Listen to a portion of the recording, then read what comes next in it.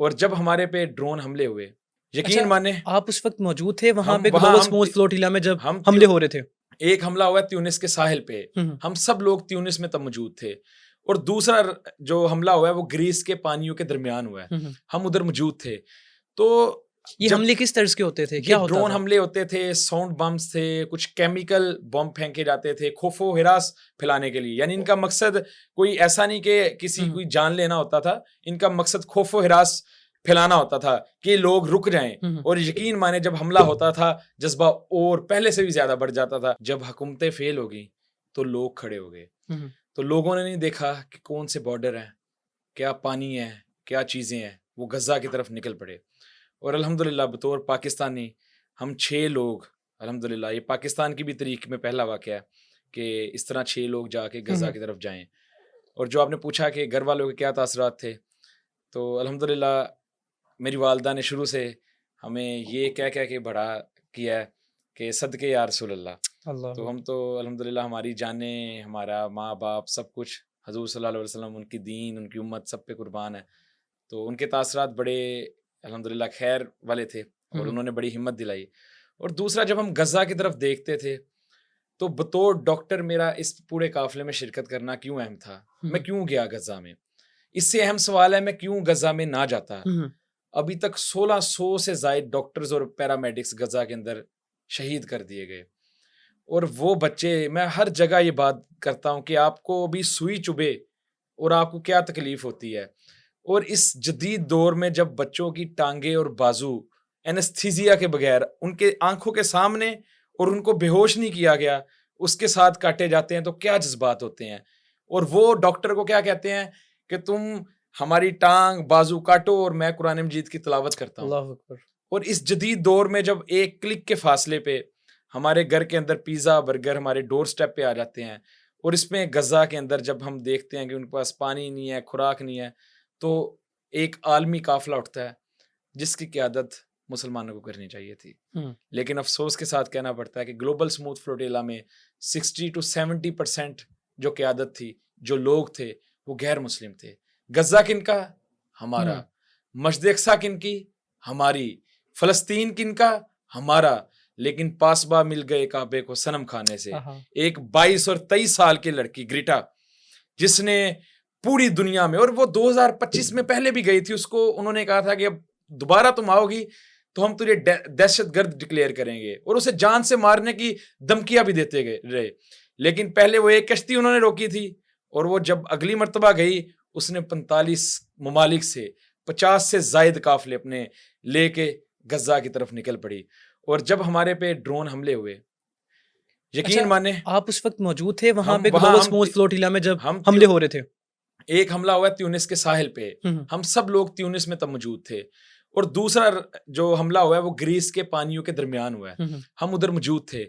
تو یہ حملے کس طرز کے ہوتے تھے؟ کیا ہوتا تھا؟ ڈرون حملے ہوتے تھے، ساؤنڈ بمس تھے، کچھ کیمیکل بم پھینکے جاتے تھے خوف و ہراس پھیلانے کے لیے، یعنی ان کا مقصد کوئی ایسا نہیں کہ کسی کوئی جان لینا ہوتا تھا، ان کا مقصد خوف و ہراس پھیلانا ہوتا تھا کہ لوگ رک جائیں۔ اور یقین مانے جب حملہ ہوتا تھا جذبہ اور پہلے سے بھی زیادہ بڑھ جاتا تھا۔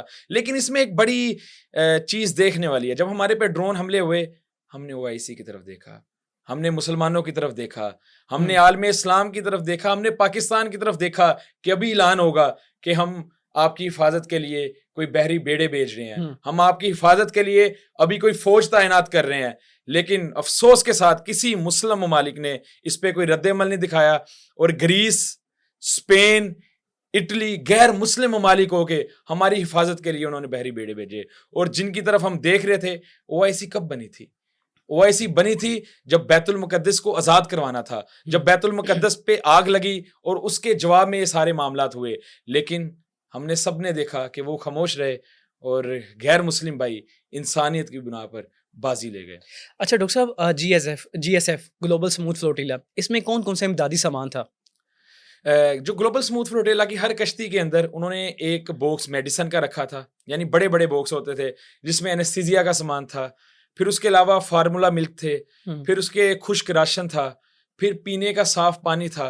اور یہ ساری چیزیں، فارمولا ملک اور یہ چیزیں، ان کی اہمیت ہمیں شاید نہیں ہے، اس کی اہمیت غزہ والوں سے پوچھیں. اور یہ سارا سامان ہم لے کے جا رہے تھے غزہ والوں کی طرف, اور پورے قافلے میں 22 ڈاکٹر تھے, اور الحمدللہ 550 سے زائد لوگ تھے اور 22 ڈاکٹر تھے. اور بطور پاکستانی میرے لیے اعزاز کی بات ہے کہ میں بطور ڈاکٹر ان 22 لوگوں میں سے الحمدللہ شامل تھا, جنہوں نے لسٹیں بنائی کون سی میڈیسن جانا چاہیے, بے ہوشی کا سامان جانا چاہیے, پین کلرز جانے چاہیے, آپریشن تھیٹر میں جو پیری آپریٹیو میڈیسنز ہوتی ہیں وہ جانی چاہیے.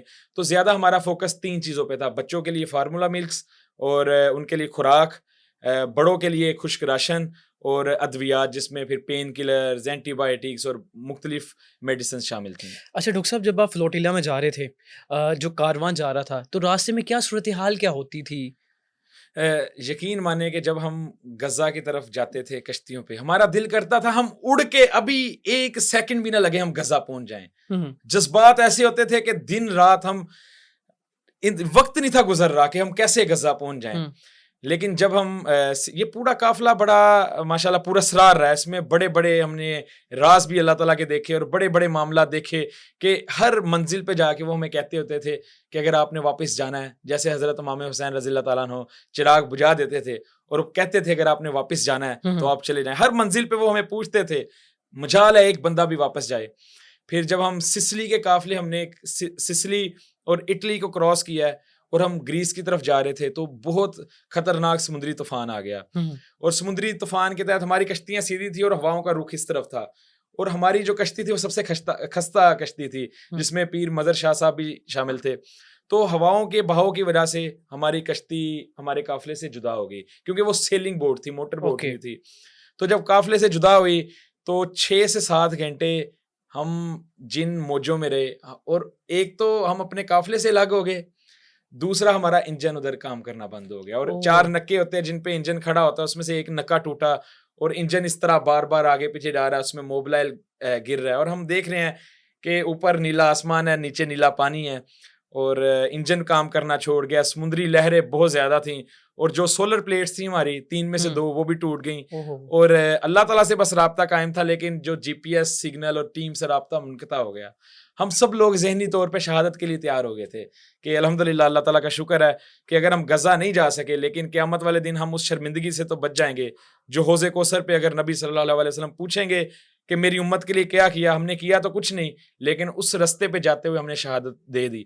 لیکن الحمدللہ پھر ایک کشتی فلوریڈا, وہ بھی اسی طرح قافلے سے جدا ہوئی تھی, وہ ہمارے پاس پہنچی. اور یہ معجزانہ طور پہ سارے معاملات ہو رہے ہیں کہ کسی کو امید نہیں تھی کہ اب ہم پاکستان واپس جائیں گے, اب ہم غزہ واپس جائیں گے, کیونکہ ہمیں تو یہ تھا کہ اگر ادھر شہادت ہوتی ہے تو ہماری ڈیڈ باڈیز جو ہیں, ہمارے جسم ہیں, وہ بھی پاکستان نہیں جا سکیں گے. لیکن وہ کشتی پہنچی اور اٹلی کی نیوی نے ہمیں ریسکیو کیا, اور پھر ہم ادھر کھڑے رہے. 3 دن ہم نے انتظار کیا کہ ہمیں کسی طرح کی کوئی کشتی ملے, ریپیئر کروائیں, لیکن گلوبل اسموتھ فلوٹیلا کا ایک تو قافلہ بھی آگے جا چکا تھا, اور ادھر جو کشتی تھی وہ اس قابل نہیں تھی کہ وہ اپنا سفر کا آغاز کر سکیں, اور پھر اس کی وجہ سے ہمیں افسوس کے ساتھ واپس آئے ہیں, لیکن اس عزم کے ساتھ انشاءاللہ تعالیٰ کہ ہم دوبارہ غزہ جائیں گے. اچھا ڈاکٹر صاحب, سینیٹر مشتاق, آپ ان کے یار سفر ہیں.